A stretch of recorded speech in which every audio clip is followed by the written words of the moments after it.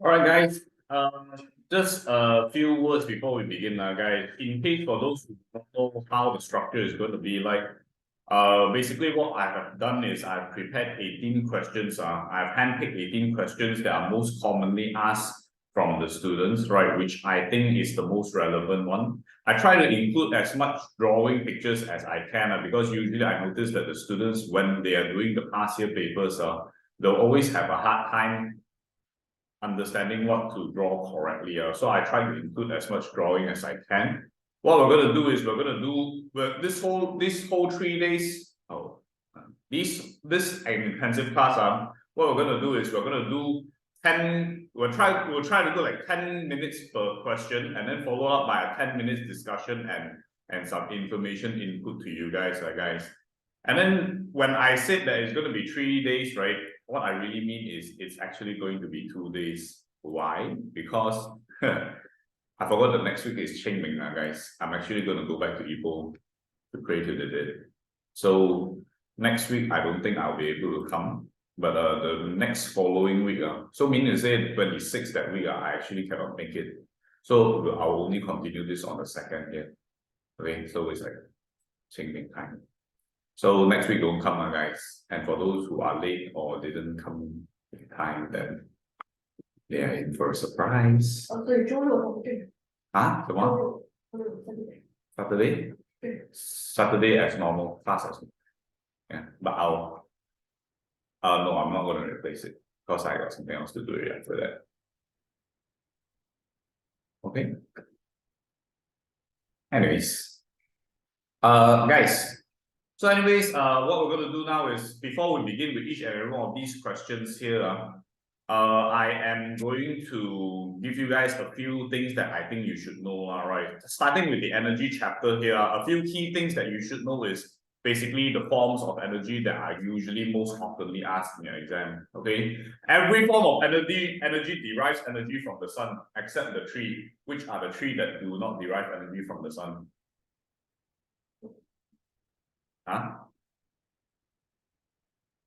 What are the three energies that do not derive energy from the sun, guys? It's supposed to be geothermal, nuclear waves, nuclear energy, and wave energy, guys. And wave energy. These three do not derive energy from the sun. Geothermal is basically energy from the Earth's core, right? Nuclear is obviously from uranium and plutonium. Sorry, not waves, it's tidal. And tidal derives energy from the moon.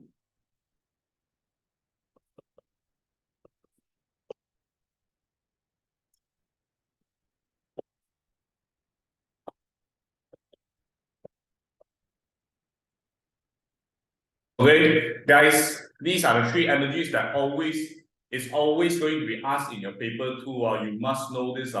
And on top of this, guys, there's one more thing that you should know, which is the most basic understanding of principle of conservation of energy, guys.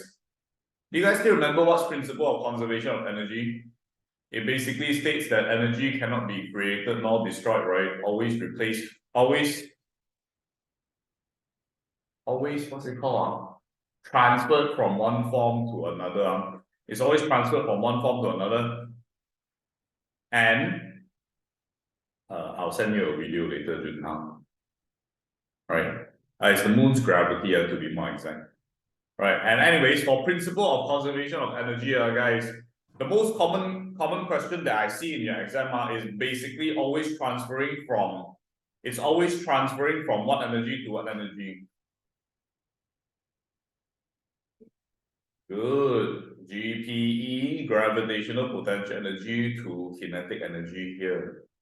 Okay. So when you understand, one of the very key important things are to understand that the question is somewhere around principle of conservation of energy. They'll say something like air resistance can be ignored. Okay, as soon as we see this word, right, most likely all forms of energy is conserved to another. And in your exam, they love to ask GPE to KE or KE into GPE.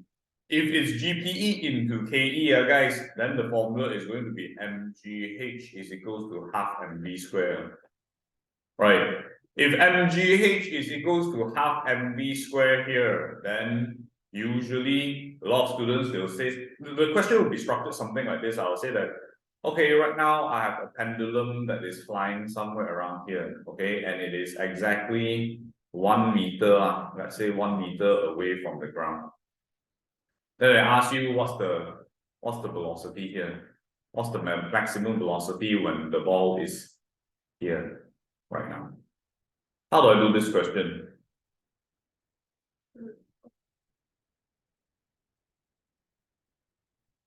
Come on.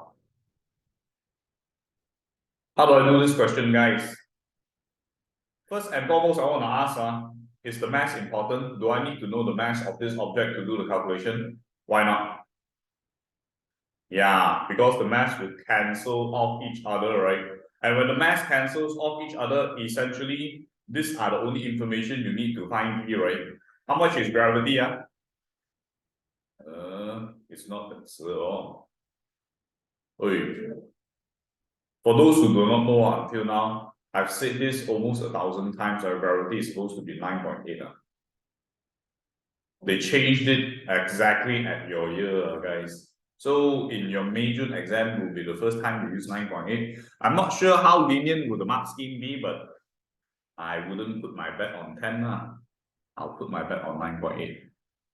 Okay, and because of that, obviously, if I have the height already, which is 1 is equals to half v square law, right? Press everything in the calculator, 9.8 times 2 square root, you'll get your v, right?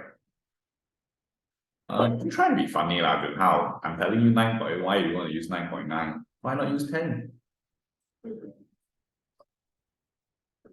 几多啊？4.43 meters per second.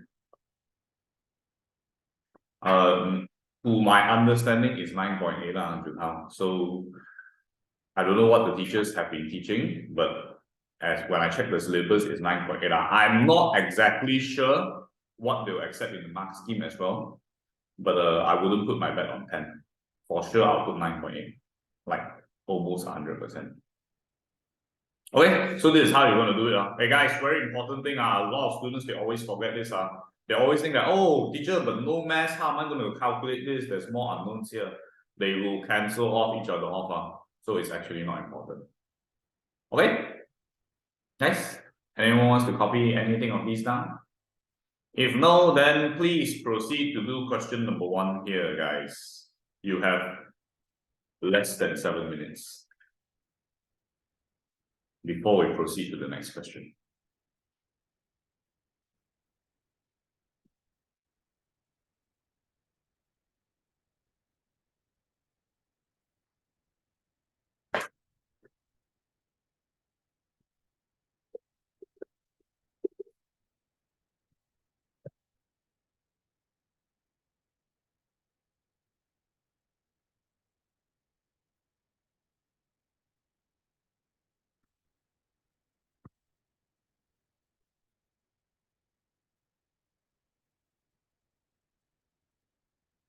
And in case anyone forgets what internal energy is, internal energy is basically anything that has heat in it.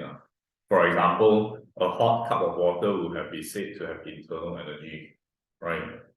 Whereas a cold cup of water would not.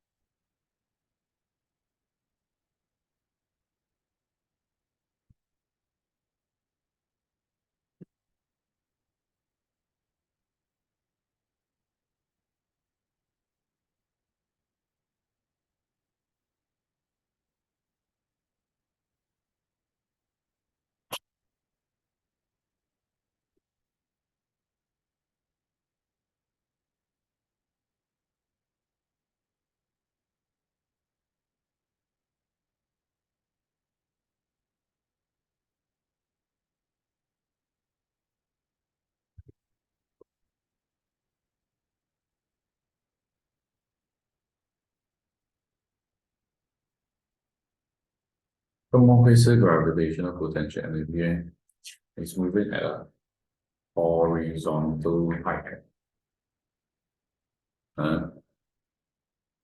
Looking at the energy, moving at constant speed.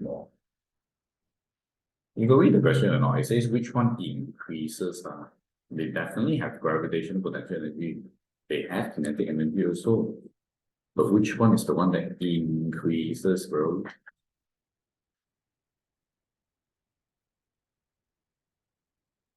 One. Come on. There we go. That's two, bro. Yeah. Now is it? Now is definitely in joules. All energies is in joules. Sorry. Now is the one. Internal energy of the surrounding means to say the surrounding gets hotter. Sure lah, there's moving parts and everything. You stand beside a car engine, also the air feels a bit hot. All right.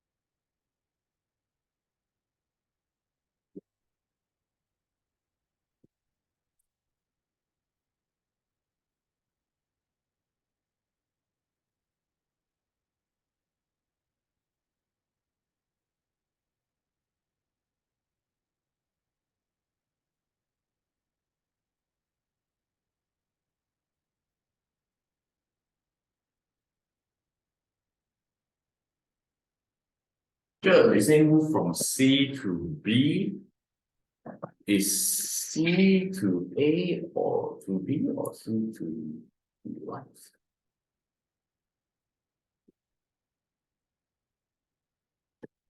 C to B, as in like goes backwards.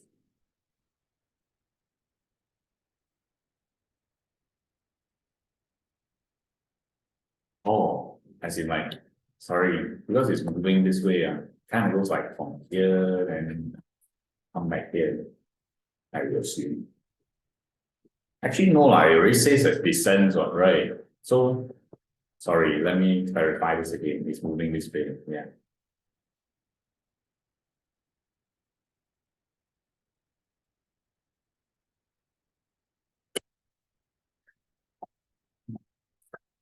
Oh, very slow, bro.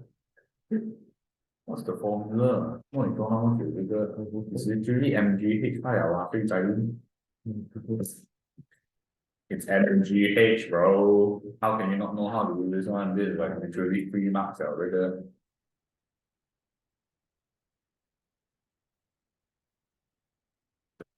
I can't know.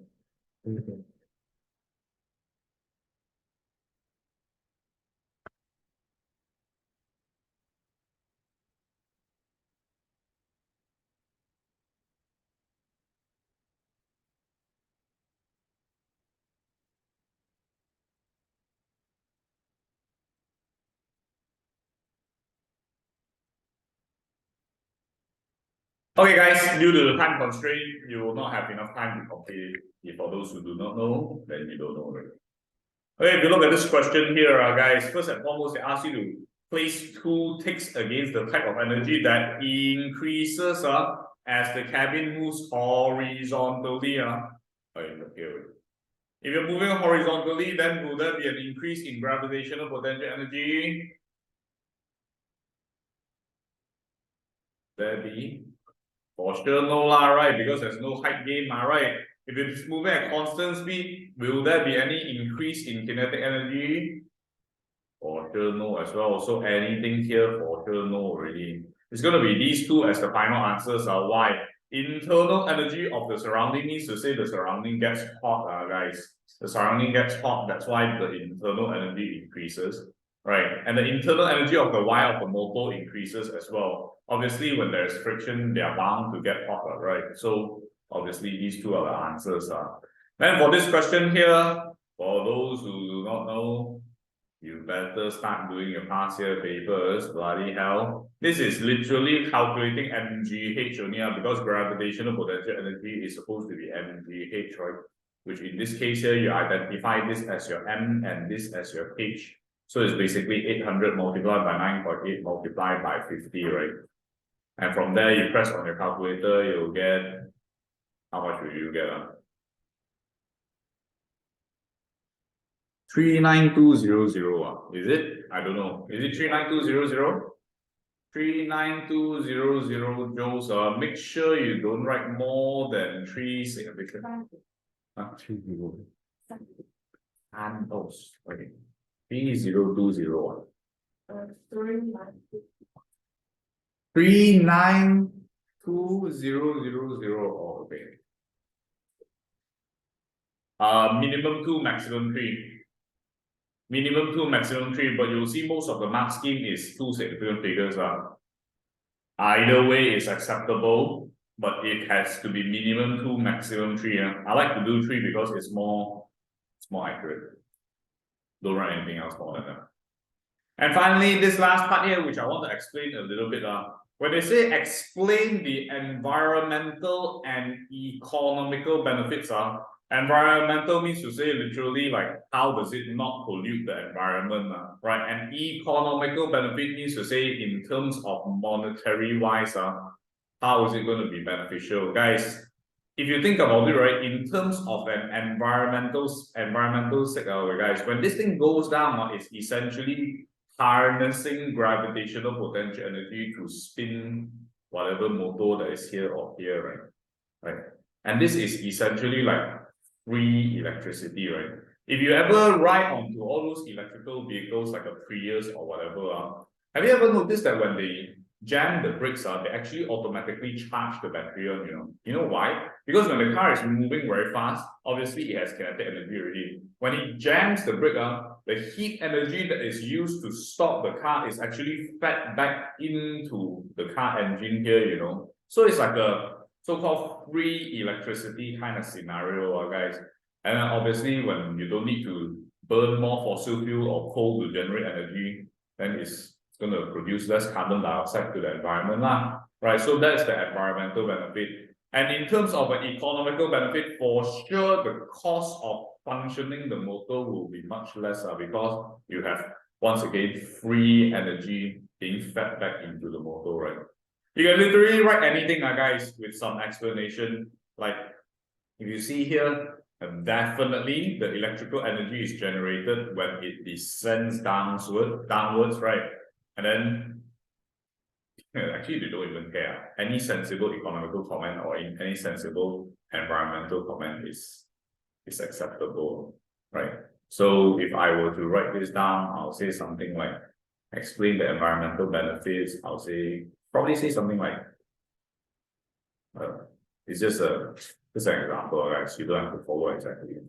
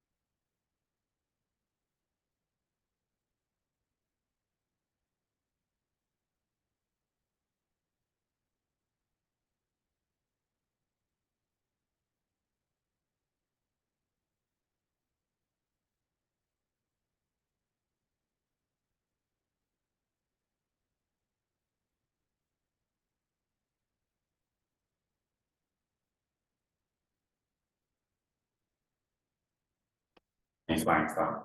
Literally like anything that makes sense, right?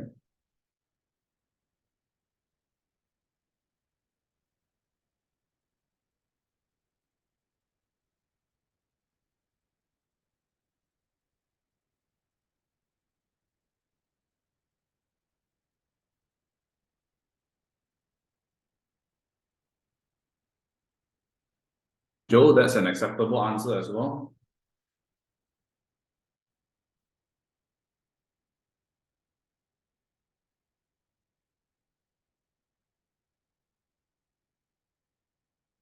Literally, however way you want to structure the answer, it doesn't matter as long as it's a logical statement.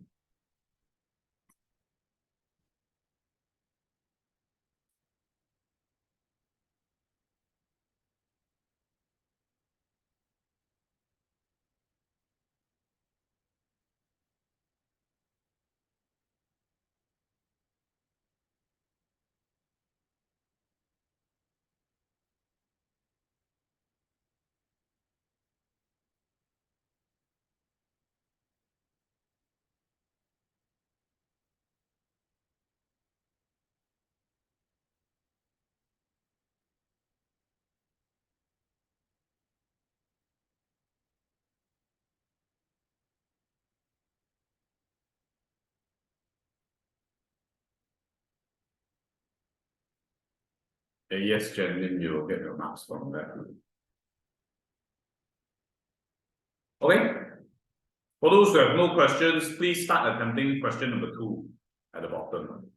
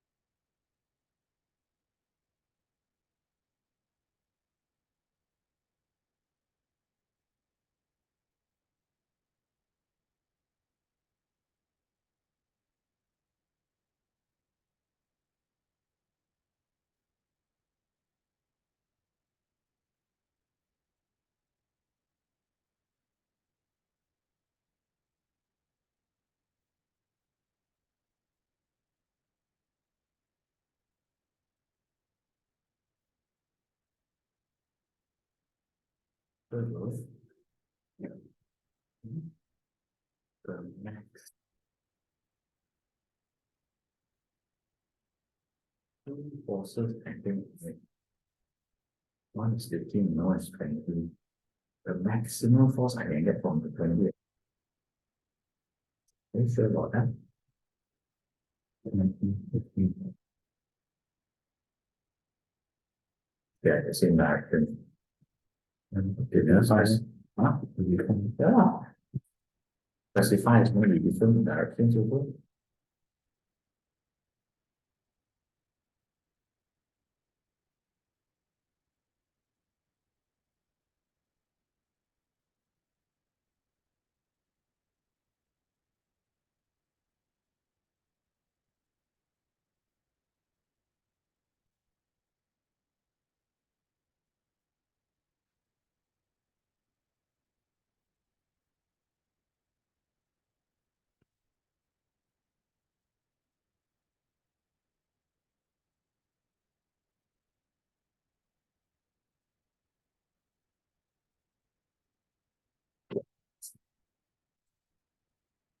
force.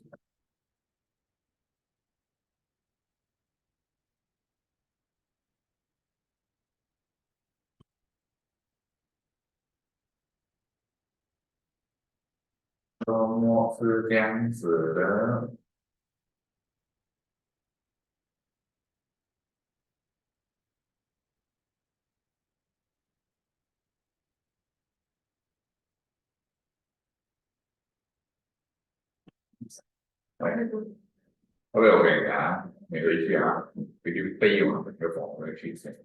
我看一个时候我知道定是不知道那个 formula，对不对 ？There's no formula that has mass. There's no formula that has force mass 没有这样的东西。而且 it doesn't make sense for right force multiply by 这个。Regardless， 如果这个 force multiply by 这个 mass， 为什么还是会 force？ 3个苹果成了5个 orange， 还是5个苹果啊？不可能的嘛！这是啥东西哦？看到吗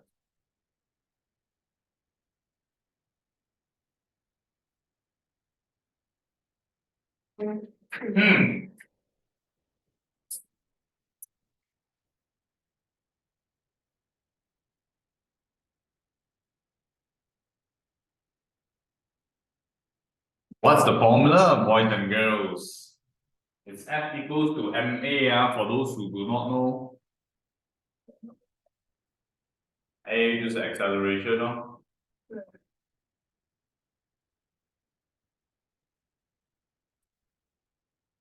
哦 F equals to ma guys. 写下来先啦。哦，能要怎么做？怎么找那个 maximum force 先？好，现在有2个 force 啊，一个15，一个20，好 maximum force 应该从15还是25？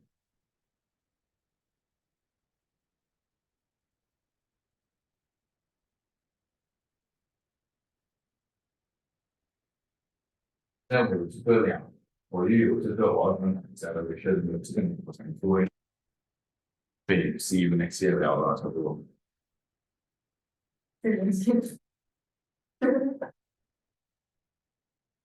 This one 的答案是啊，bloody hell. You're calculating for acceleration, but you write on the force one. What does the question mean for intelligence? Possible force, right? If I have a 20 newtons and a 15 newtons, here what's my maximum possible force?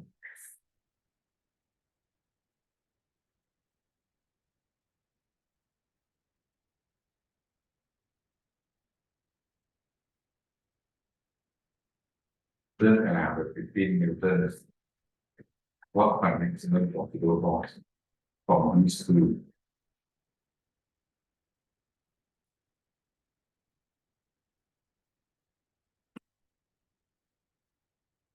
Why is it divided or not? Bro, I have 120 newtons and I have 115 newtons force acting on the object. What maximum possible force can I get? When the two forces act together on the same object, then we define, right? 有啊。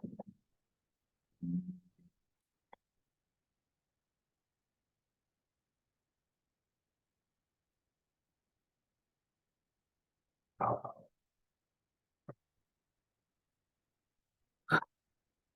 Hey, since I see most of you guys are struggling with the vector diagram, guys, let's stop and then straight away go for these questions here. Before we go on to this, guys, let me tell you, in terms of the force chapter, right, they love to ask this question.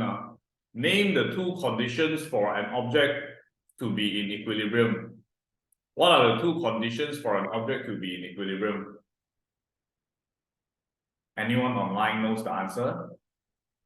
Name the 2 conditions for an object to be in equilibrium.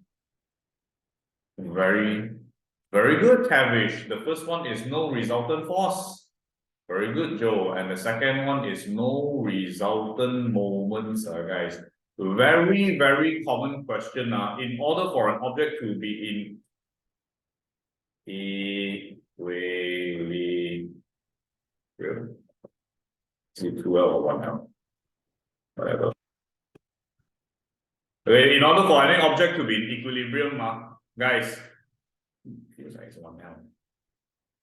1L. Whatever lah. Anyways, in order for an object to be in equilibrium, guys, the two condition is there must be no resultant forces and no resultant moments, guys. You better write this down. Always comes up in the exam one, by the way. Right. And if you forget the word resultant moments and resultant force, right, you could also replace it with no net forces or no net moments, guys. This is one of the very, very famous question in your exam one. Always comes out. Okay. Then let's say, for example, if today I have a force acting in this direction and I have another force acting in this direction. Let's say this is 8 newtons and this is 6 newtons here. Where is the resultant force? In which direction? Good. It is in the which direction? 1, 2, 3, 4, 5 o'clock. Which one? 12, 1, 2, 3, 4, 5, 6, 7, 8 o'clock. Which one? 2. 2, very good. It will always, the resultant force will always be in between the two forces, guys. You need to know this. And when you guys draw the vector diagrams, a lot of students, you know what they like to draw for me? They like to draw something like, oh, if I have one force acting here and then another force acting here, the resultant force must be a triangle and it will be something like this, right? Which I seriously feel that it's a little bit retardation at its finest level already. Okay. Do you know, like, in order for this to occur, you're basically saying that I have one hand pulled in this direction, I have another hand pulled in that direction, then for some reason I move in this direction. Okay? You know, it's as dumb as it can get, honestly.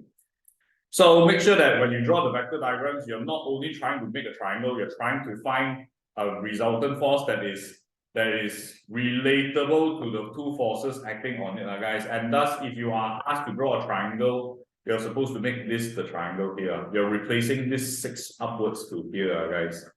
And then your triangle will ultimately look something like this. You all know, right? For those who don't know, now you do. So if you look at this question here, right? What is a vector quantity? Vector quantity are things with what and what? Good, it is magnitude.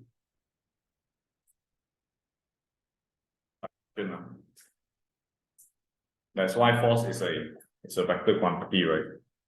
Then from here, I don't know why, for some reason, almost everyone got this question wrong. When I have a 20 newtons and a 15 newton force acting at the same time of an object of 14 kg, what's the maximum possible force? Two forces. Can I draw quadrilateral for vector diagrams? Yeah, sure, you can. But usually it will be a triangle. But if you want to draw quadrilateral, you can also. It's not wrong. It's correct. But anyways, for maximum possible force, obviously it's the two forces combined together, right? A lot of students straight away, they have the idea that, oh, 120 newtons here, one is 15 newtons here, then you'll get a 5 newtons as the maximum force. They never specify that they are in opposite directions also. So if I have two forces, then wouldn't, logically speaking, I'll have 35 newtons at the end of the day. Right. Then from here, resultant force. They already ask, they give you so much information. You have force, you have mass, and they ask you to find acceleration. Then it must be the formula F equals to ma, right? Guys, for those who still cannot do this, I highly recommend you start memorizing all the formulas first. Because if you cannot memorize the formula, your paper 4 is as good as gone for sure. And I'll see you all next year, okay? So from here, it's like A equals to FOM, which is 35 divided by 40. And press that in your calculator, you'll get 2.5.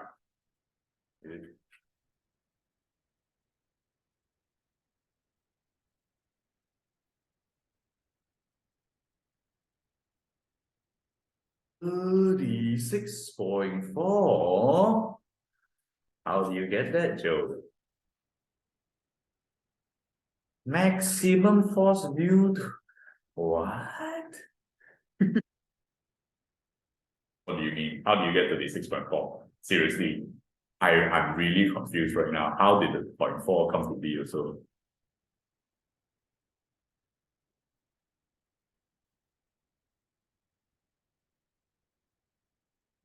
No, of course not. No, bro, you're too next level already. I know what you're trying to do. You use the W equals to mg formula, right? Then you use then you find the W of the object, right? That's too next level already. I don't do that. It's not what the question wants. Okay. Okay, very good. But good. Luckily you voice out, then at least now you know. Okay, so anyways, drawing the vector here. Usually a lot of students they struggle with these kind of questions, right? So from here is like what they do is first and foremost, you need to read the damn question now, right? It says that there's two forces acting on it, right? One in this direction and one is this direction here, right? This one here for sure is not going to be a triangle, it's going to be a parallelogram. You actually need the compass and a protractor, right? And you know what you do first and foremost is you identify what scale you want to be, guys. The scale will most likely be 1 cm equivalent to 0.1 meters per second, right? Meaning to say, if I draw a mini map diagram, guys, I always start to draw with a mini map so I can see what I'm going to draw later.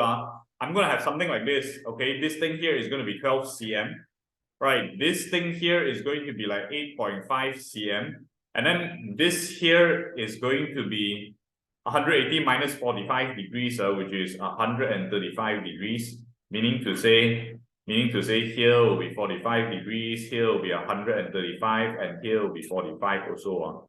And this will be 8.5, and this will be 12 cm also, guys. With this mini diagram here, right, then you can actually draw the real thing already, right? Because ultimately your resultant force will be from here to here only, right?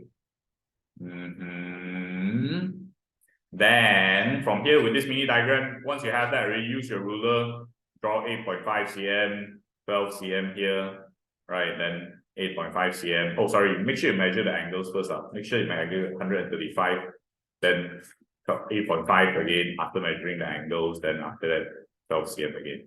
And then your resultant force or velocity in this case will be the length of here to here. Whatever this length is,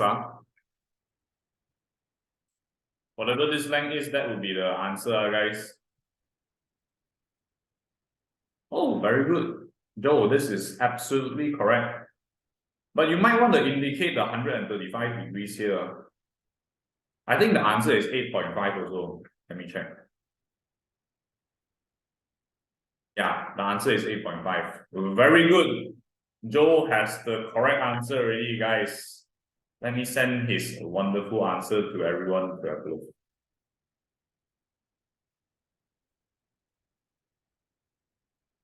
Other direction. What other direction do you do?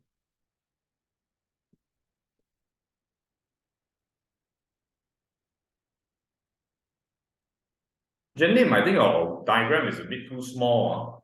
But guys, one more thing I want to highlight, guys.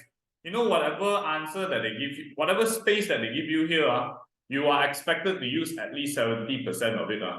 If you use anything less than 70%, you may have a wrong answer. Junhao, this was your direction. No way, right, bro? This is exactly what I just said not to do. Bro, you have one force here and one more force acting here. Are you telling me that your resultant direction will be in this direction here? Like your yellow color one is in this direction here? because that's what the diagram shows if you connected that line instead.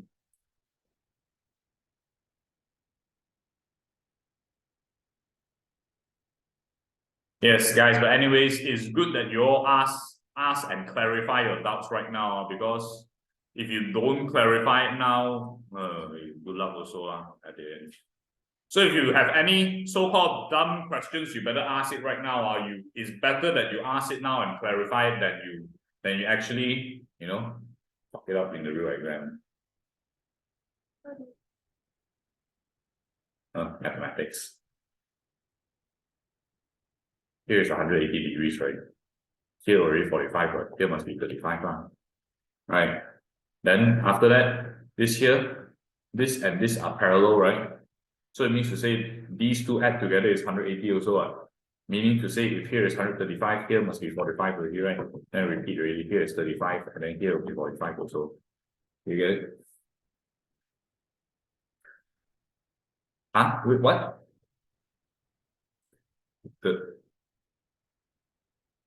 The direction is literally what I said. When you have two forces acting here, the resultant force will be in between the two forces for sure. Right or not?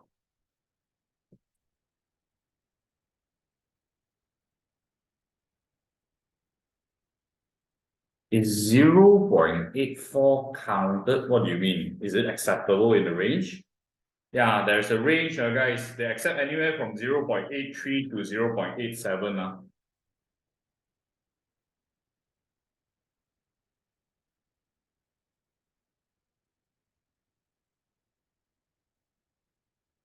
That means to say your drawing is not correct already. Couldn't. You get out of the range, most likely is because your angles are a little bit off, your CM is a little bit off, and then all these contributes to it getting a little bit off from the range, guys.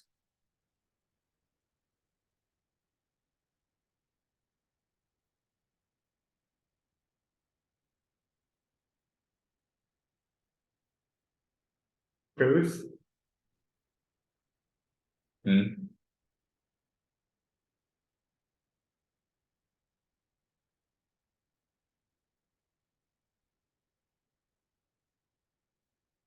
Which one? This one here? Why I don't convert? Because this what I know what you're thinking. You're thinking like, oh, I have an object here. The weight is 14 kg, right? Then I have two forces, right? You have two forces like 20 Newton and 15 Newtons here, right? Then you convert this into weight, which is your W equals to mg. Then you by right you should add all three of these together, which you didn't do also. You added like this and this together only. But anyways, they're actually not asking about that. The question is designing the question to like, okay, right now I have an object. This thing here is 14 kg. This thing is 14 kg. I have two forces. One that is 20 newtons and another one which is 15 newtons. What could my maximum force be? Obviously, it's these two things add together. A lot of students, they straight away think that, oh, then the 20 here, the 15 must be here, right? Then my maximum may be only 5, which is wrong also because the question did not specify which direction is the force. The force could be from the same direction, but they want you to find the maximum possible force acting on the object. You get what I mean? Don't convert this into newtons, because if it goes downwards, right, it's not the force due to these two forces are not from the weight also. Yeah, minimum would be 5.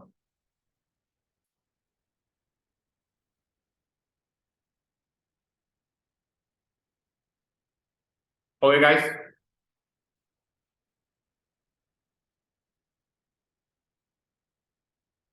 What time is it? What? They measure how long it is. Oh. But how come it feels a bit off?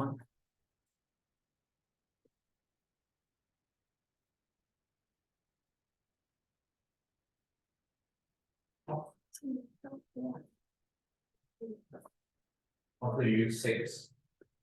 Okay. And this one, bloody hell, this one you use 6, but this one you use 8.5. Shouldn't this one be 8.5 divided by 2 also if you use 6 for this one?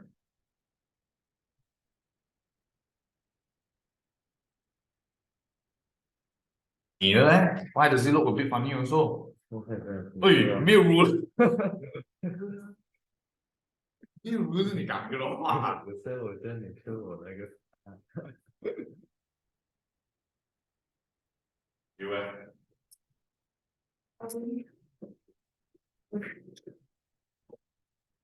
We'll hope and draw later. I've sent the answer video.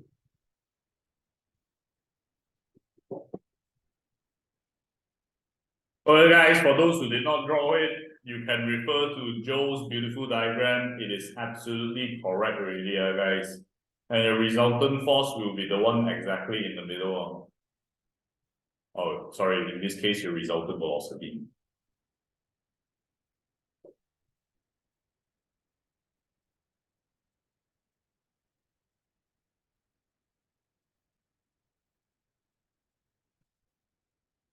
Okay, everyone. If you have no questions, please look at the next page and start doing this question here.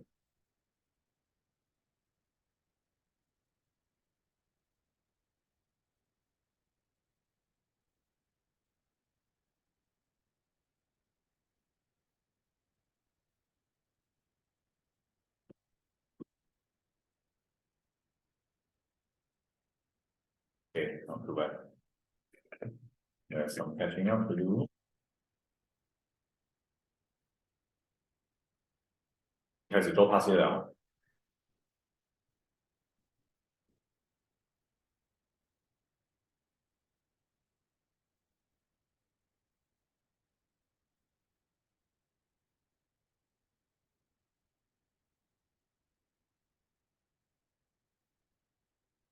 What a beautiful Sunday! 1 hour is almost gone.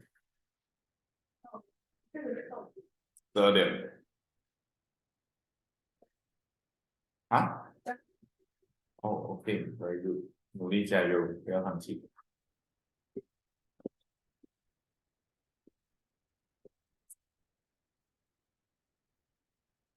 Wei Yang, what's the name of component X and Y? X 的错了，哇！好像可以 feel 错了。Like, Charlie, I better start doing something, man, bro. Revise on my notes, and then start doing the past years. 还是你是会做 past year 的一个说？OK， 我教你 OK。如果你不会做 past year 的是，你 print 1份出来，然后上 YouTube 找。对。我都可以分白错。你要试做了才看那个 video 哦，不是靠这个。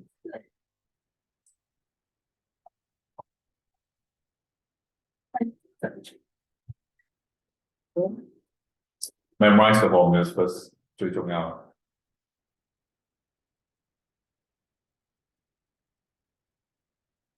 我觉得你好像没有什么 memorize 到那个 formula 来哦，like you better start with memorizing the formula first.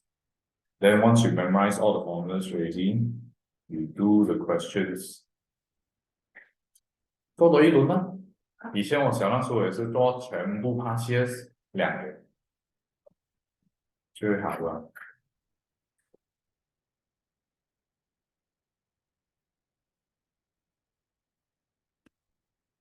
如果一模一样的题做出来你都做不到的话 then it sounds like a you problem, doesn't it?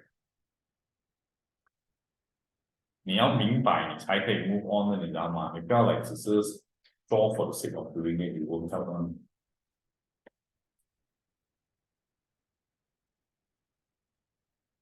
你要放下了哦，我觉得你 you might you 我肯定找不了。How to answer sia? I'll give you guys another 5 minutes, then we'll proceed on with the discussion straight away. And for those who have absolutely no idea, you can try to proceed to the next question first.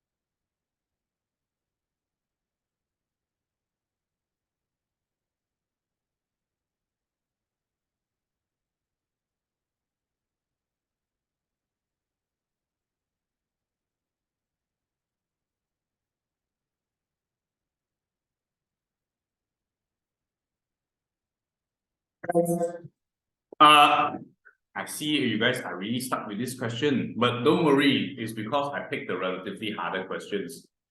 The easy ones will not be here today, guys, because I handpicked all of these questions for specific reasons. Either they are very hard, or they require drawing, or it's a very common mistake that a lot of students always make. So it's gonna get intensive. Okay, guys, if you look at the first one here, if you do not know the symbols, this is basically supposed to be a variable resistor, the variable resistor. How do I know that? Because it has an arrow that shoots right through its heart. This is basically a variable resistor. Okay, and then this hockey stick here, it is always known as a Thermistor, very good. Thermistor. Thermistors are basically variable resistors depending on the change in temperature also. Right, always remember, arrow through the hard variable resistor, hockey stick here is thermistor. Right. Right. Then after that, the next question here is the one. The field is too cold and the LED is emitting light. So when the field is cold, it means to say what the temperature is low lah, right?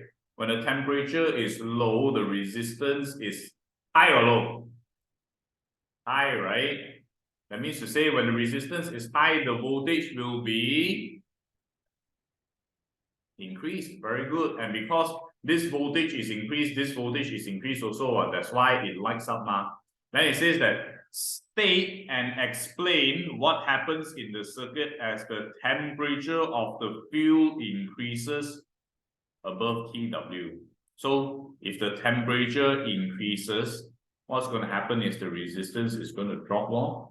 It means to say the potential difference across the thermistor will drop also, which means to say this thing here will have a decrease. This thing here will have a decrease in voltage also, so the light will just stop lighting up now. Right. If I look at the mark scheme, most likely they'll say something in a more complex way, right? But it will be essentially what I talked about, guys. Look here. Resistance of the thermistor decreases, current increases, small or whatever, then the potential difference and here decreases also, guys. Right. Obviously, the current is going to decrease. The current is going to increase because the overall resistance of the circuit decreases also with accordance to Ohm's law, which is V equals to IR. R is equals to VO. In resistance, is going to increase the overall current. You all know this, right? So literally, you can write anything that makes sense, right? But you have to write something one. If it's me, I'll say like as temperature increases, the resistance of the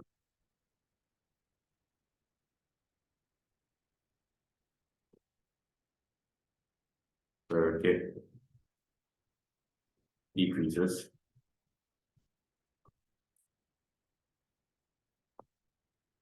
Overall circuit decreases, increasing the current flow and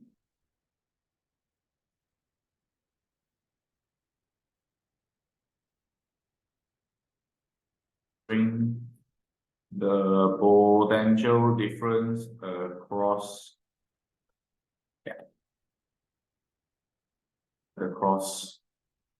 the LED. Something along these lines. But literally anything. Keep saying over and over again. This is not an English exam. You can literally write anything that makes sense and you'll still be awarded the mark.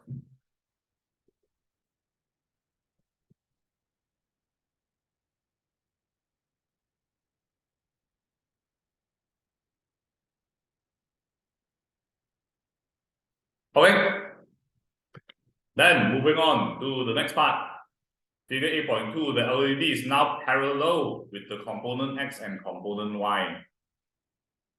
The temperature of component Y increases from below TW to above TW. So temperature increase lah, right? Predict what happens in the circuit, suggest a use of this. So when the temperature increases here, it means to say the voltage here increase and the voltage here decreases, right? And when the voltage here decreases, it means to say this LED will no longer light up lah, right? Anyone don't understand what I'm talking about? Sorry. Anyone don't understand what I'm talking about? Okay, very good.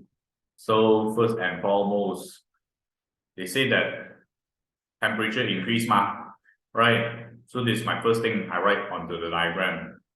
When the temperature increases, it means to say in this series circuit here, this thing will draw more voltage, right? Right. Because the higher the resistor, the greater the voltage it draws, man. When this thing draws more voltage, it means to say this variable resistor has less voltage distributed to it, right?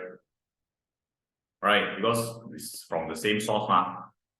Then if the voltage is less here, it means to say since this is parallel, the voltage is less here also lah. Right? It means to say this LED will no longer light up lah.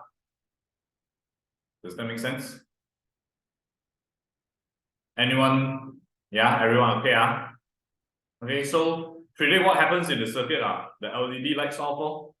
Right, and you suggest a use of this circuit. When temperature is high, the lights go off. What use would it be? Temperature LED lights out. What?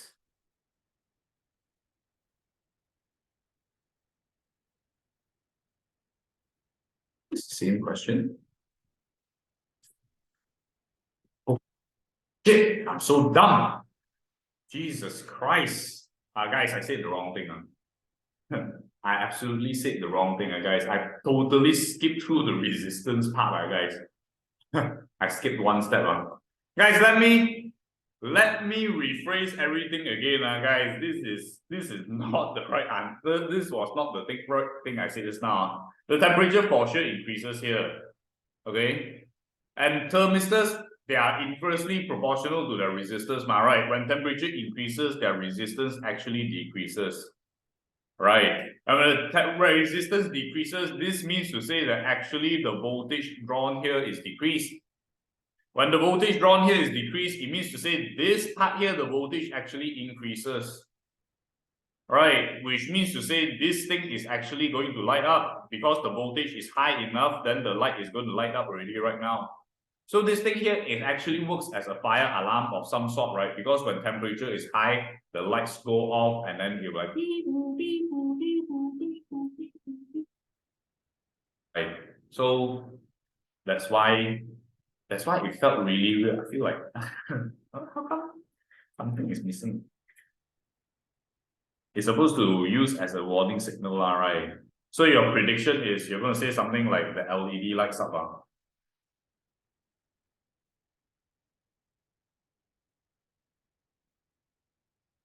Why one side of the voltage goes up, the other side will go down? Okay, let me answer Shermaine's question first. She asked me why when one side goes down, the other side will go up. Let's imagine today I have a circuit, right? Let's say I have 10 volts here. And then initially here is 8 ohms and here is 4 ohms. Yeah, let's make it easier. Don't try to be funny. 2 ohms. How much voltage will this guy get? This guy will get 8 volts and this guy will get 2 volts, right? Right or not, Jermaine? Right. Because the higher the resistor, the greater the voltage. Then right now I change it. Right now this resistor here becomes 5 volts. Sorry. This one here becomes 2 ohms. And this one here becomes 8 ohms. What happens is right now this thing draws 8 volts and this thing draws 2 volts, right? Yes. So as you can see, an increase in resistance will definitely cause the other thing to drop one. Even if let's say only one thing changes. Let's say for example, this thing here is let's say for example, this here is a constant resistor of 8 ohms. Right, even if only this top here increases, let's just say for ease of calculation, this one also increases to 8 ohm. You can see that the voltage also drops. Here it will drop to 5 volts and here it will increase to 5 volts. You will still see that because the thing is this voltage here is constant. When one thing draws more volts, the other thing for sure will drop voltage. This is like a limited resources. It won't be able to keep the same voltage. Even though it's still the same resistance, it will always be distributed in terms of ratio. Does that answer your question, Shermaine? Okay. Then after that, what's the difference with this and the previous question? Of course, the difference is this one here. This one here, when when temperatures are high, the voltage, they actually are almost different.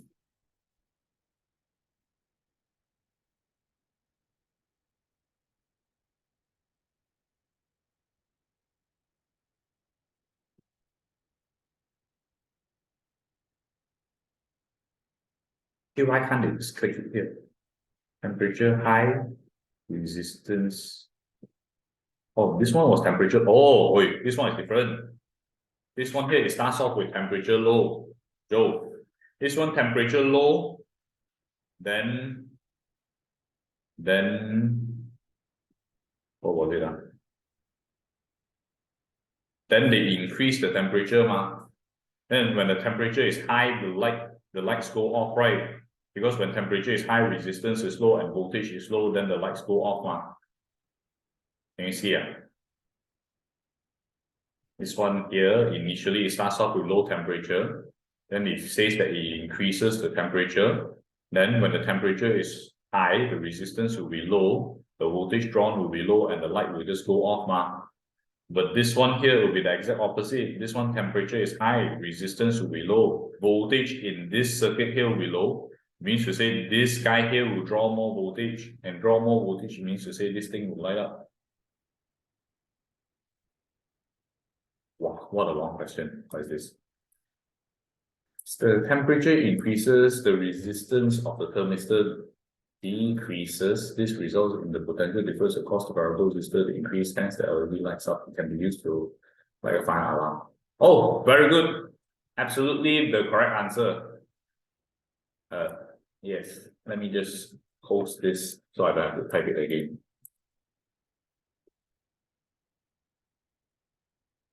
Very good, Jen Lim. That is absolutely the correct answer.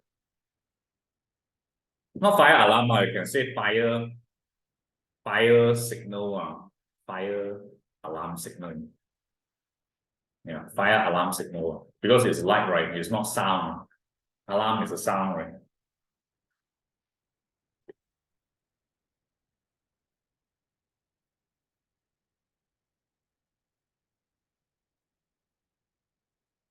I have to write the word by word. If you have something similar, it's still acceptable also.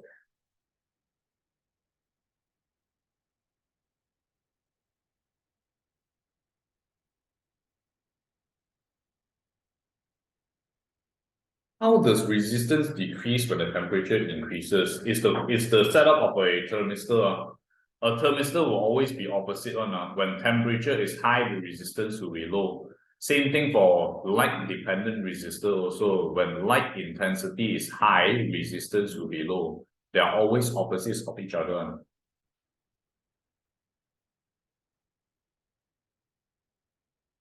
It's essentially the characteristics of the thermistor and light-dependent resistor.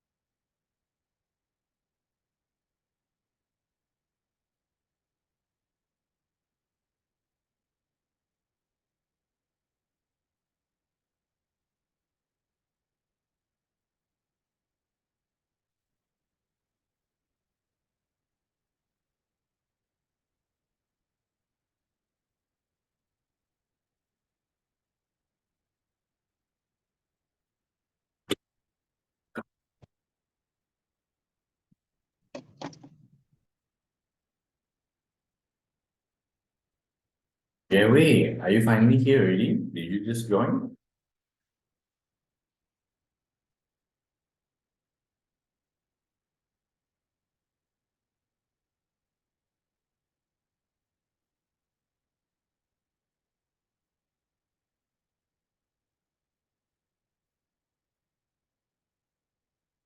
Okay, done. If you're done, please move on to the next question.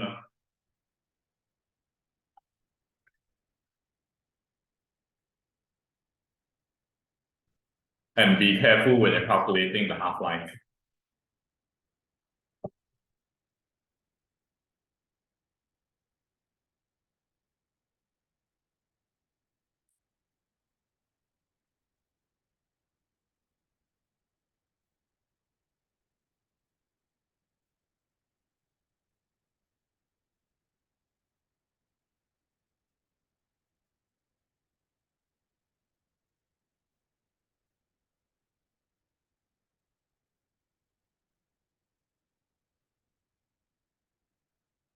Microsoft 的 hardline 嘛，那这边你要写来14节，对吧？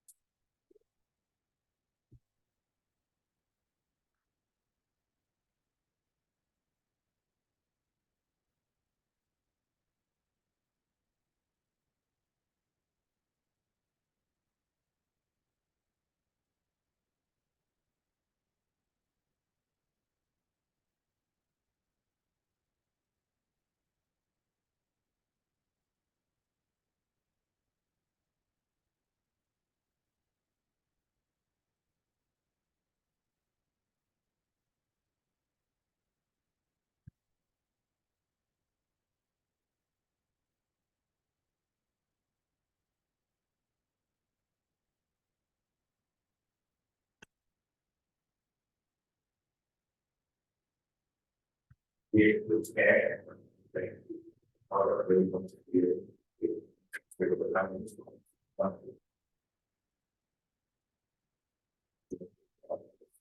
对。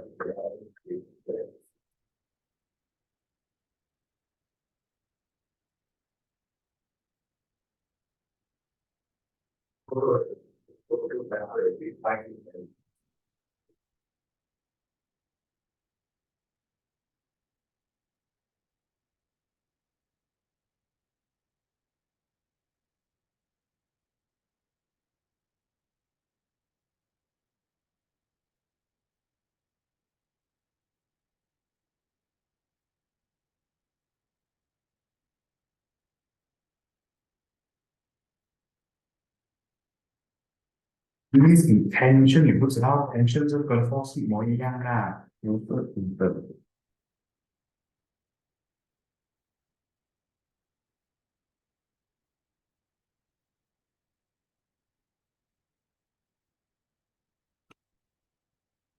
Let's say about the half life. What do I say about half life and the background radiation? 你要解你先 right? How much is the background radiation? 你读好那个 question 嘛？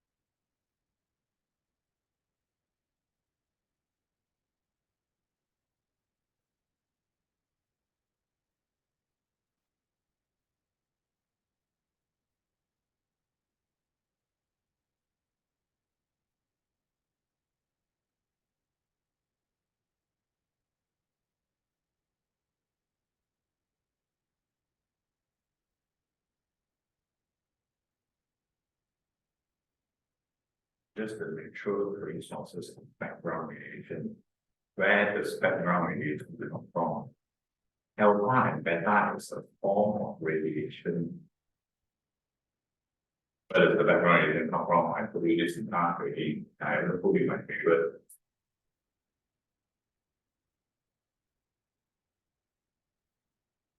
Oil, rock, building material, and which one was my favorite? Because what they have what favorite, which one? Not like for me, Oi, cosmic radiation cosmic ray Hey, these things are it's like it's over that or some I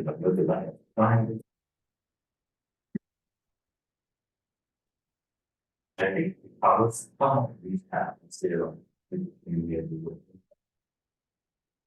I think it's about the yeah, I think probably how is our usually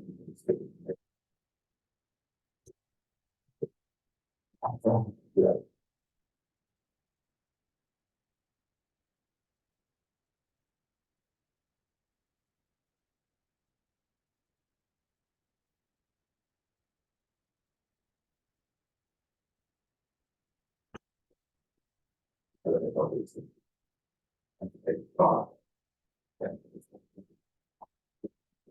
On that, khi nào đi cái môn đầu tiên sao còn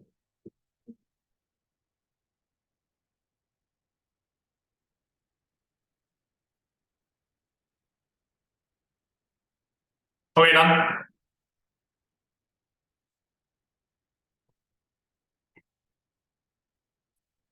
Let's go through this question now, guys.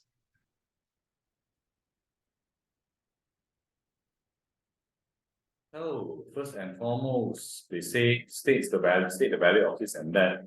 This one is proton number and this one is neutron number. Proton number is X or Y, For sure Y, right? So it's 91. Then neutron number is neutron number X.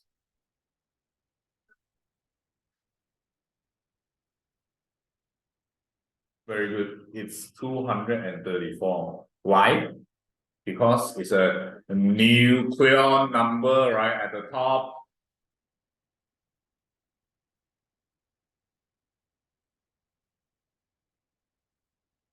Then after that, this one here will be the exact same thing, right? 2, 3, 4, 91. That already is 0, -1 already. Here for sure is 2, 3, 4 long. Is here 90? Definitely not. It's 92. Right. And bam, you get another free 2 marks. Wow. Easiest 2 marks ever. Right. Then after that, so there's 2 natural occurring sources of background radiation, guys. I'll let you know my favorite one again, okay? It's cosmic rays, for sure come out on in your exam, this one, if they ask right? And the others are going to be rock, soil, building materials, which are essentially all the same thing, right? Because if you think about it, the soils kind of make up the rocks and the rocks kind of make up the building materials, right? So literally, you can write anything. Trees. I don't think that's an answer. That's an acceptable answer. In fact, I've never seen trees as the answer in the marks field.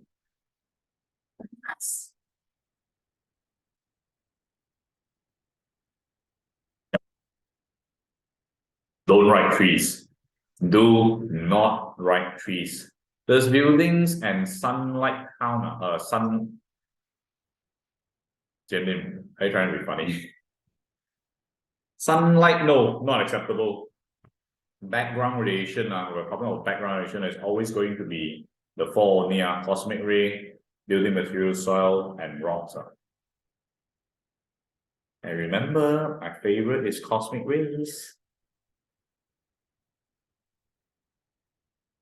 Then after that, this one here, it looks like a simple one, right? The half-life is 400 minutes. You are you are given 1,200 minutes, which means to say it goes through 3 half-life, right?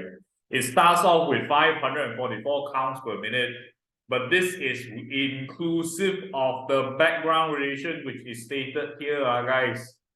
So what you actually have to do is you have to minus off first, which is minus 32, you'll get 512, right? 512 go through 3 half-life, 2, 5, 6, and then 128, and then 64, which is essentially your iPhone storage space, right? Then after this, it's not a final answer also, you have to do what? Yeah, you have to plus it back, right?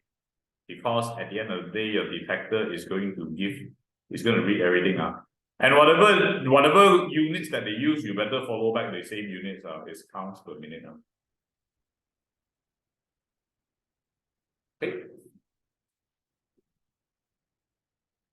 And the final one, which is also one of my personal favorite questions, which I've seen almost 1,000 times by now. Why is there a difference in the value predicted? Why won't it be 96? Why? Why will there not be 96 even though we calculated it to be a 96?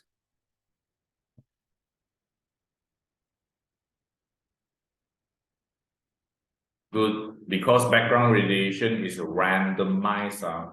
It will not stick to one specific one.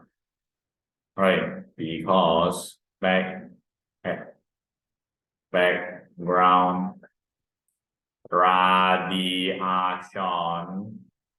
radiation is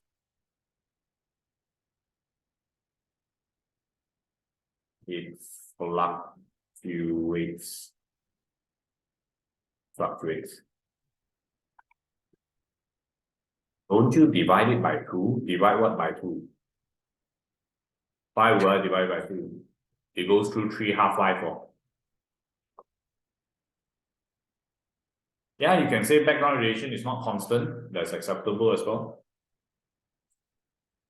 Joe, this one here is the count rate due to the radiation source and also the background radiation. Do you know or not first? This one here.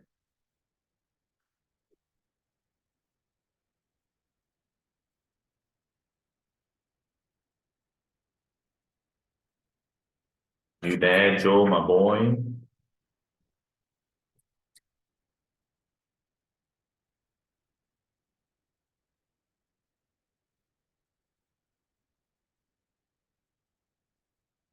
Yeah, for those who have no questions, please move on already, guys.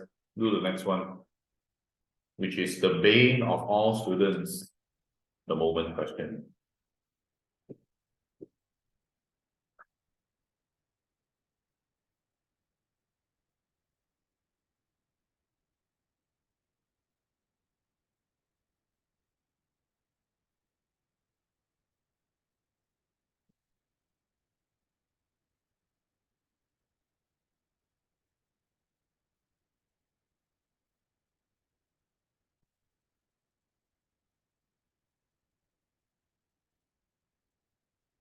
No, bro, I'm telling you, this 544 is background radiation plus the radiation source.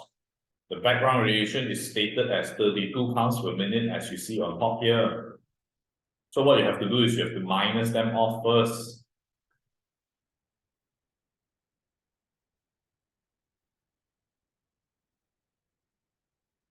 What I mean, right, Joe? Remember that day when we were talking about background radiation? I told you the background radiation is not decay, right? Background radiation doesn't go through half-life decay. So you have this 544 is the background radiation plus the radiation source. So you have to minus the background radiation first. Once you minus it off, then you can start divide by 2, divide by 2, and divide by 2. But after that, that's not the final answer. So you have to plus back the 32 because your detector will always read the background radiation also.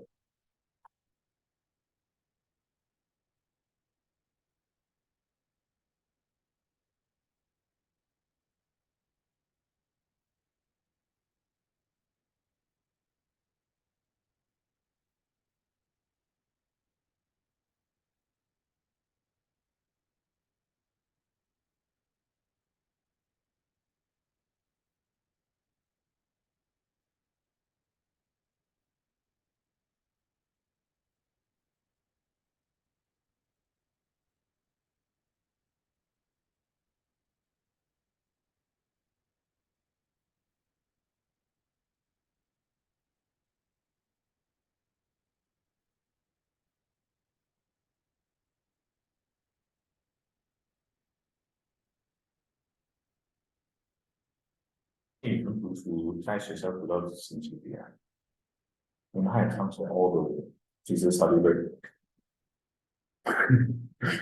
哎，你知道吗？你们只是 study break。What's the condition for an object to not accelerate?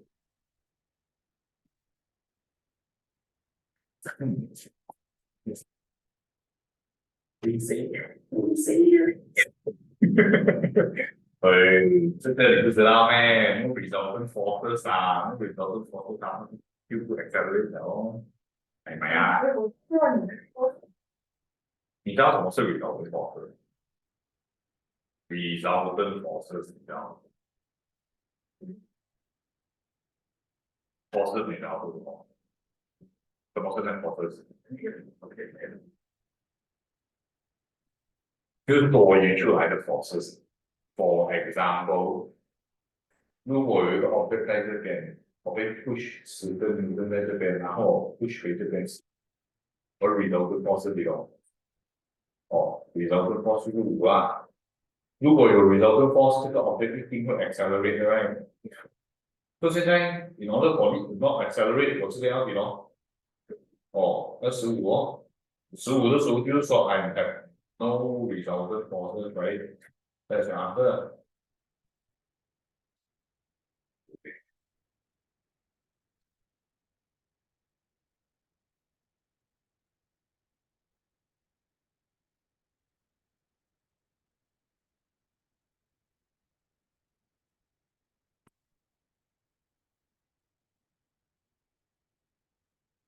One mark 啊maybe you will get 1 mark。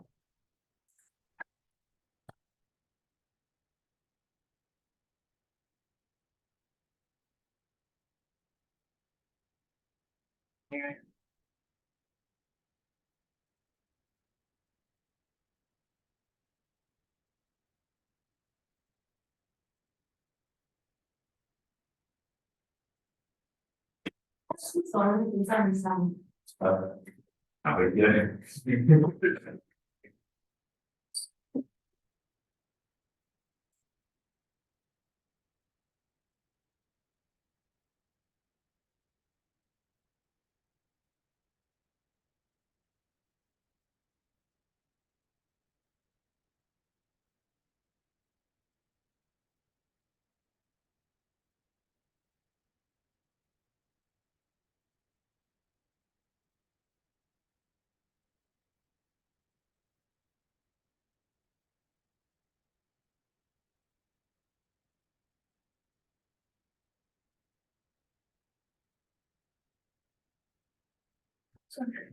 诶，对我算是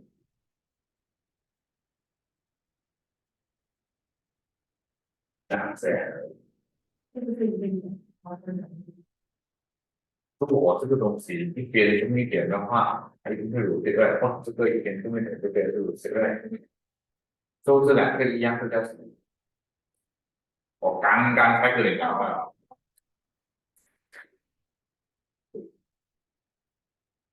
就是哪个？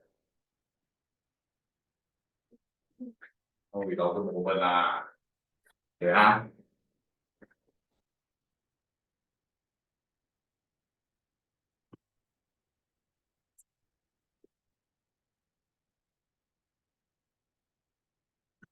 你我發現間踢爆嚟㗎啦，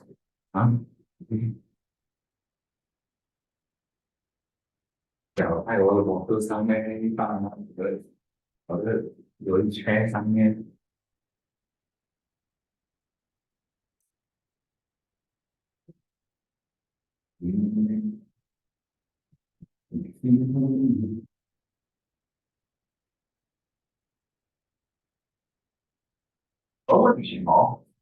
The reason you're not doing any past year papers yet is because 你是不会做好，还是你是想不要做的？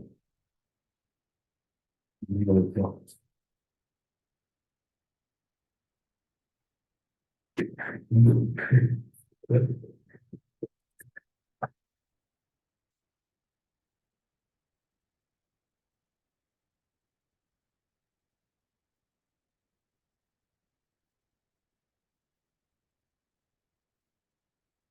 Question 9 already. This is question 9. How many questions did you do already?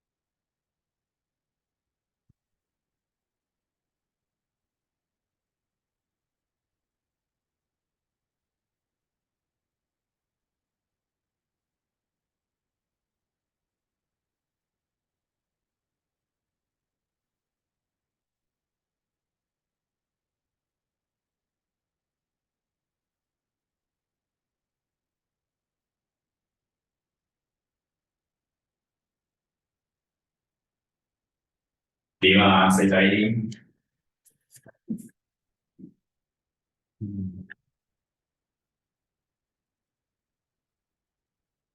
refraction. What formula should I use? Sin I over sin R đúng rồi.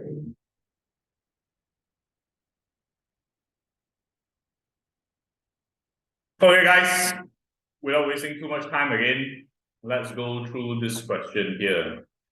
Like I've mentioned, the most common question that they like to ask is for an object to be in equilibrium, guys. And in order for any object to be in equilibrium, it always must fit two specific criteria. And the criteria are always no resultant forces and no resultant moments. So here, if it does not accelerate, then obviously there must be no resultant forces, right?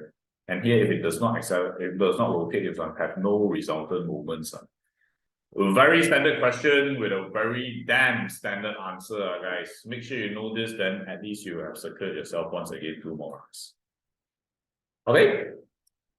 Then, after that, the next question here, which is essentially a moment question, which everyone always suffers for some reason, I don't know. 什么？跟你个肺，刚才我讲你没有听。No resultant moment, no resultant force.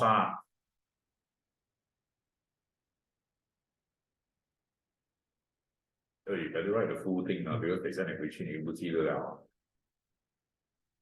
You write the full name. Okay, 可是等一下你才想。Okay, then from here, if you look at this question here, what do they want? Figure 3.1 shows a boat that has been lifted out of the river. The boat is suspended with 2 ropes. It is stationary. So most likely it's related to what we had on top just now, right? The weight of the boat acting on it is 24 kilonewtons and the tension on the ropes are T1 and T2. Determine the moment of the weight about point T. What does the word about point T mean? I've said this before also in class. What does the word about point T mean? It is the what? Good, very good. Point. So if this is the pivoting point, if they ask me to find the moment due to this thing here, is essentially this thing, right? Which is moment equals to force times distance, which is 24,000 multiplied by 0.4. Press that in your calculator and you'll get 9,600 Newton. 9,600 Newtons. Oh shit, it is as opposed to Newton meter. That was a trick. Only a video class. Oh, kilonewton. Yeah, acceptable as well. If you write kilonewton meter, then it will be 9.6 kilonewton meter. Okay.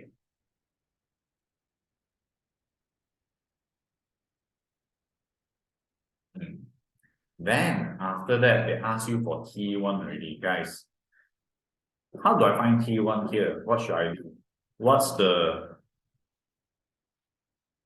What principle are we using here?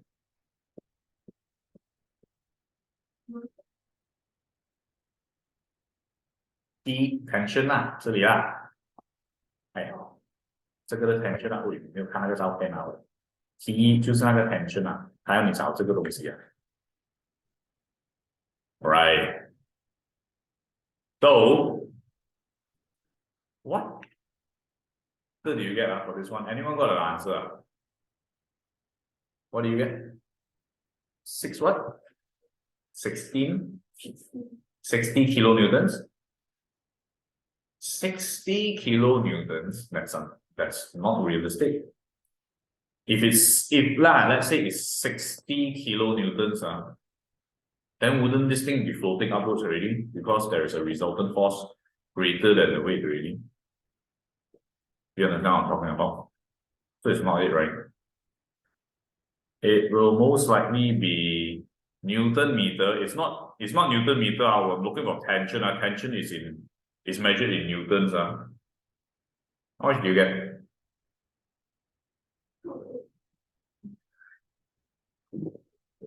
Yeah, U 是 16. How did the 16 come to be, by the way? But anyways, guys, here you're actually supposed to use moments in equilibrium. Why are we supposed to use moments in equilibrium? Because if you think about it, right now this question here, it says that this point is the pivoting point already. Which means to say this thing here is generating an anti-clockwise moment, right? It must be balanced off by a clockwise moment, right? And if it must be balanced off by a clockwise moment, then obviously the clockwise moment is this thing here. It is. Do you do it like this? How do you get your 16? Right, so from here, what we're supposed to do, we're first supposed to say that moments in equilibrium states that total anti-clockwise moment is equals to the total clockwise moment, right? Which in this case here, this was the anti, right? The anti-clockwise moment was 9,600 is equals to your clockwise moment, which is force times distance, which in this case here will be 9,600 is equals to force multiplied by 1.2, and your F will be 9,600 divided by 1.2, which is moments in equilibrium. 8,000. 8,000. 1,000 more here. Oh my God, Jesus Christ, man. Wow, I'm doing a lot of mistakes here today. Guys, it's not 1.2. Why is it not 1.2? Right, because it's always distance to the pivot, not distance to the force.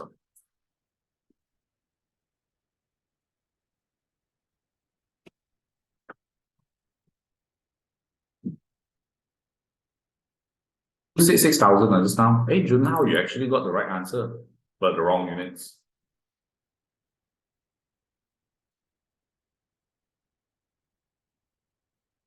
Guys, I want to clarify one more thing also. A lot of students, they actually make this same mistake all the time.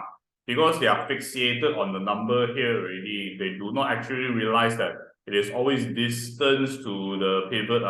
So it should be 1.6 instead. Exactly what I did wrong just now.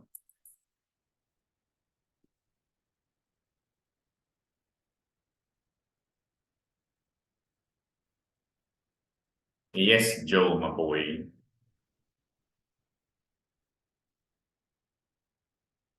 The weight? What do you mean the weight? The weight is already producing an anti-clockwise movement already, right? Right now, it should be balanced off by a clockwise movement.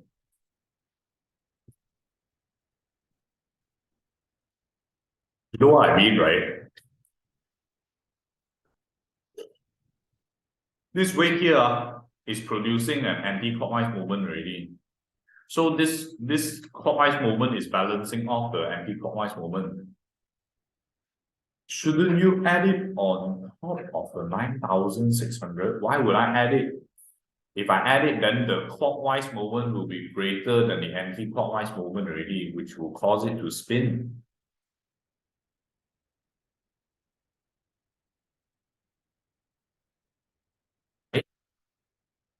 In no situation will you ever add the anti-clockwise movement with the clockwise movements together. Okay, and then finally, the last part here is a more standard question than you would think. Guys, since right now we have already identified that this tension here is supporting 6,000 newtons of the 24,000 newtons. And how much weight must this thing support? How much?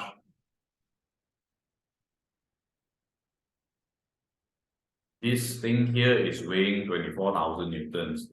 This cable here is already supporting 6,000 newtons. 几多啊？3600，怎么样来的？9600减什么啊？Bro, this is in newtons. This is in Newton meter. It's once again 5 apple minus 3 oranges.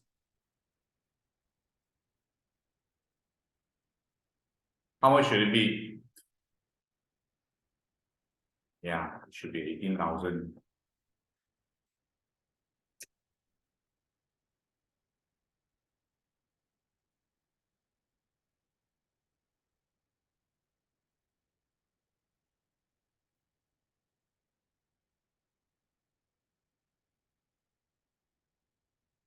It feels like you are very well equipped these days with a lot of correct answers.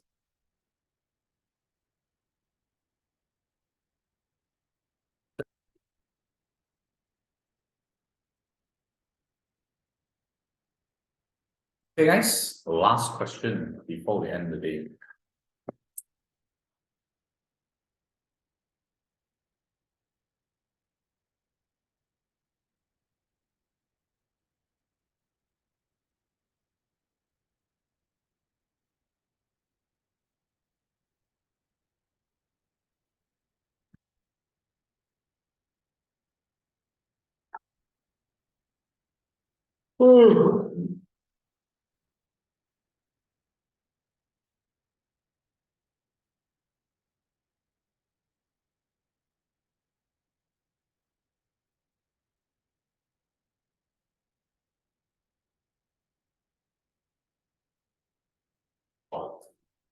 You get 1 mark off.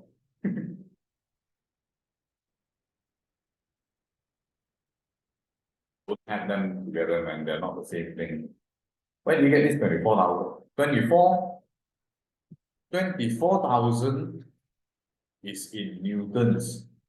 9,600 is in Newton meters. It's literally 5 apples plus 3 oranges.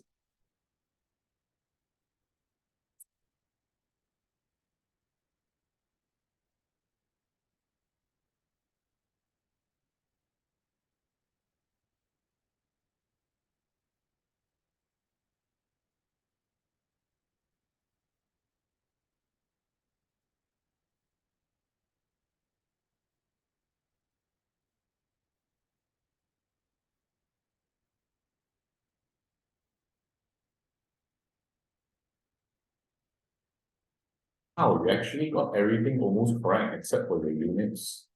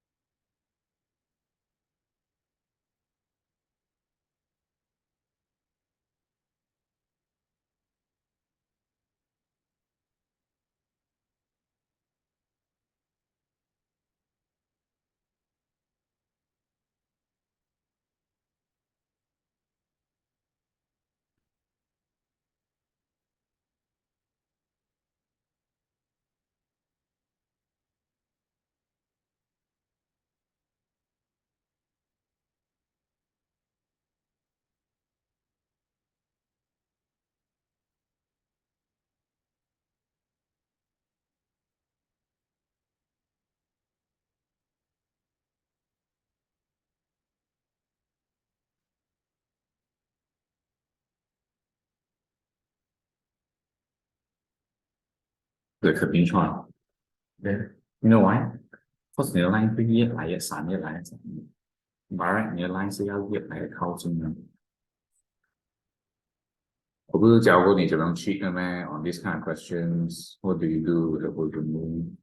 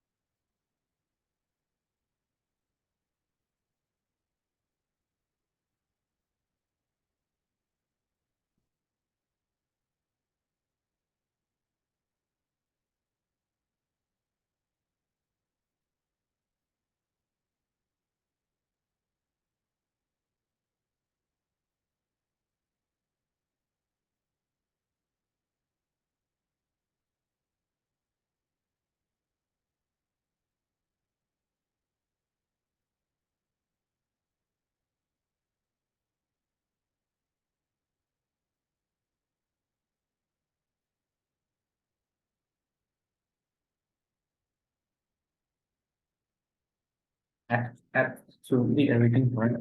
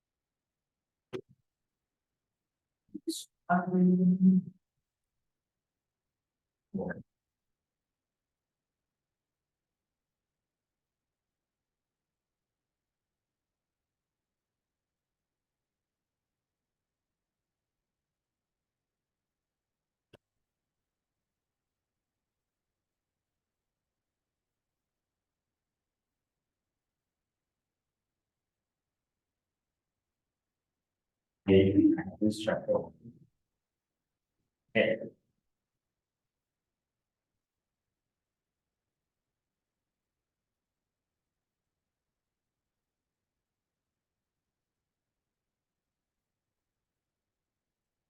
Guys, this will be the last question for today.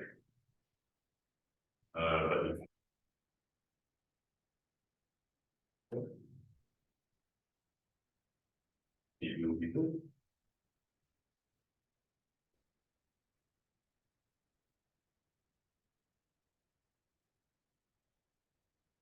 我现在真的，如果玩不是的，就嗯。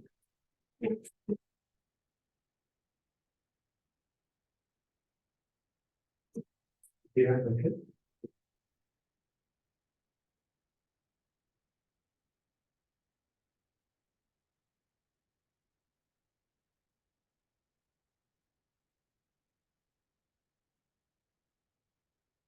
We have 3 more minutes to attempt this question before we go through the answers.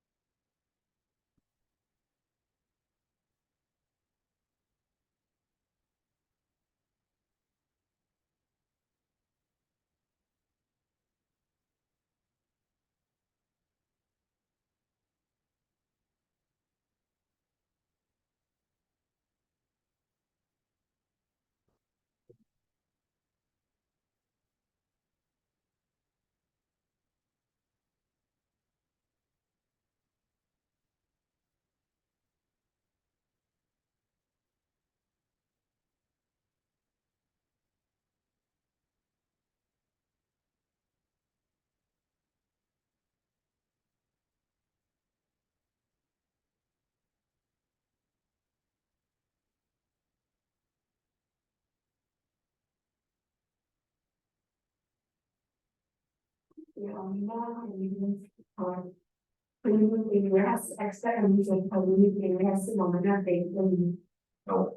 要才可以。Credit formulas. Also, the So initially there's going to be more force related work.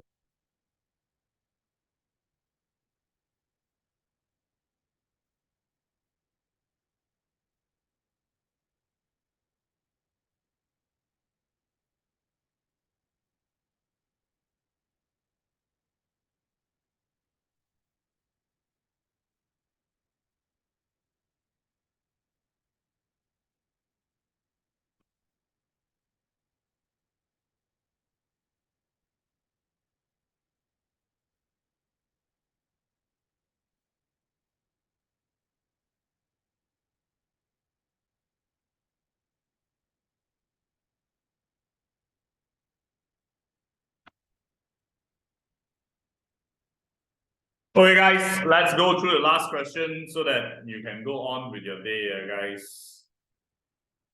If you look at this question here, this is actually a very typical IBCSE question. If they ask about transformers, most likely these are the things that they're going to ask. If there is no calculation involved, and looking at the trends of the new past year papers, I've noticed that they are moving more and more towards theory questions rather than calculation questions. But that doesn't mean that the calculation is not important, guys. You should still go ahead and memorize all the formulas one way or another. It's very important, right? Then after that, yeah, if you see here, suggest the materials which the two coils are made of, state your reasoning. Obviously, it is made of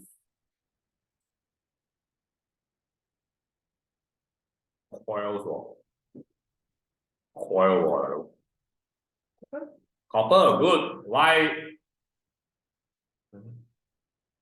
is it made of copper? Only reason why all these electrical wires are made of copper, because they easily conduct electricity, right? They are good conductors.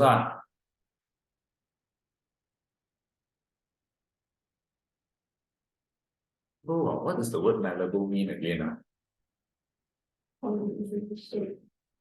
Can be easily shaped. That's not a wrong answer, but I don't know if it's acceptable or not. It's not in the mark scheme, but I can see why you say that, but no, that's not the answer that they're looking for. It's because they are good conductors of electricity, which is the reason, because they need to transfer voltages from the primary power to the secondary power, right? Then after that, the core, what is it made of? Steel or iron? Both necessary for one. Steel or iron? Why must it be made of iron? What's the difference between iron and steel?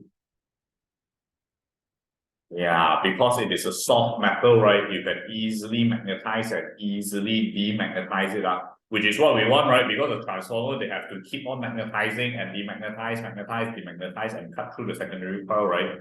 So if you look at the mark scheme here, for sure they'll say that, yeah, it's a soft iron, soft metal, right? Easy magnetize and easy to demagnetize.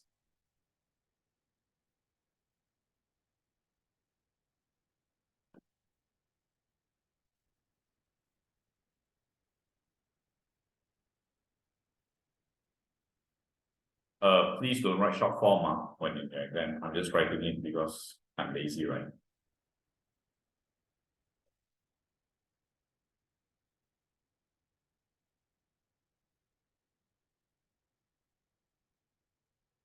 No, I used to play when it first came out, but no, I stopped doing. Okay, let's say the difference between transformer X and Y. Obviously, this one here steps up the voltage and this one here steps down the voltage, right? X is a step up transformer and Y is a step down transformer. But if you wrote anything else that is logical, it is acceptable, guys. Transformer X has higher voltage. You can say transformer X has a higher voltage output than transformer Y, but you cannot say what you said just now.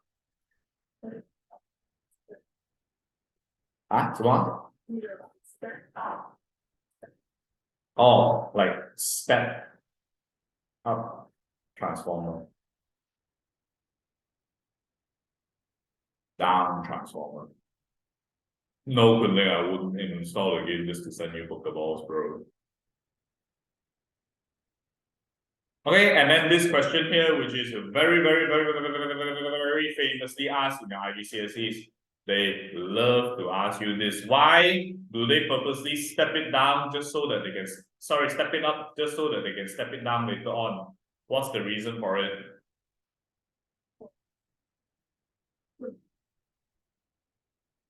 So they can lower the what? Current. Very good. When they lower the current in the wire, there will be less heat generated, which means to say less energy is lost to the surrounding, which means to say it's more efficient, right? You can write either one of these statements. No, sorry, you can combine all these statements together and form it into a sentence. Look at the mark scheme here. High voltage means to say low current, means to say less energy loss, means to say you can use thinner wires, or it's more efficient, or something along these lines. Literally any way. Oh, okay, bye-bye. For those who have to go, you can go first.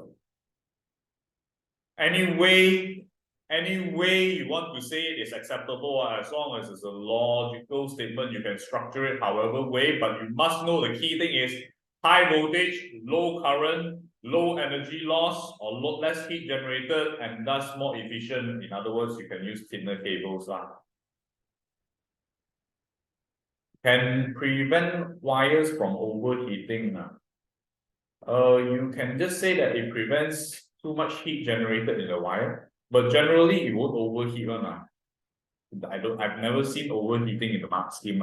You can say that it prevents heat generated in the wire, or you can say that it generates much less heat in the wire.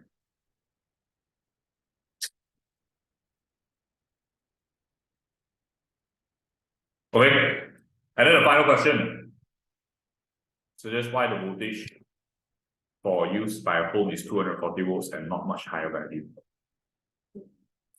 I've definitely mentioned this in class before, because most household appliances use an input of 240 volts, and most household appliances do not require an input more than 240 volts, which you will see exactly in the mark scheme, right?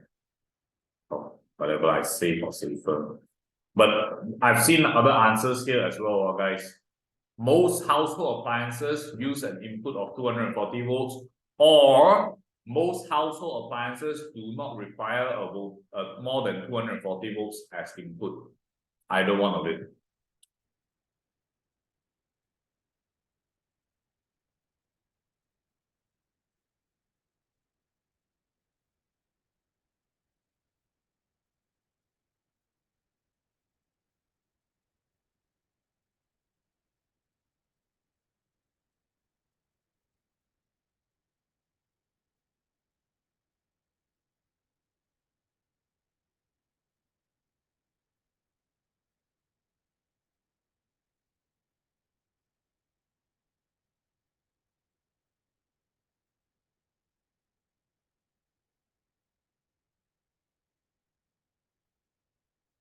Is it standard across all countries? I think so, but I'm not exactly sure. You have to double check on that though. But to my understanding, most electrical appliances take an input of 100 volts to 240 volts, to my understanding. But you better double confirm that. Okay, guys, that wraps up the first day of the intensive class. Guys, I want to say this again. Next week, I won't be here. Pray to Jesus. I mean, pray to the dead time. Right, so we'll skip next week. Then the week after that, I'll come back on a Sunday to continue with this, okay? Okay, guys, if you have no questions, that will be it for today. If you have any questions, you're more than welcome to stay back and clarify.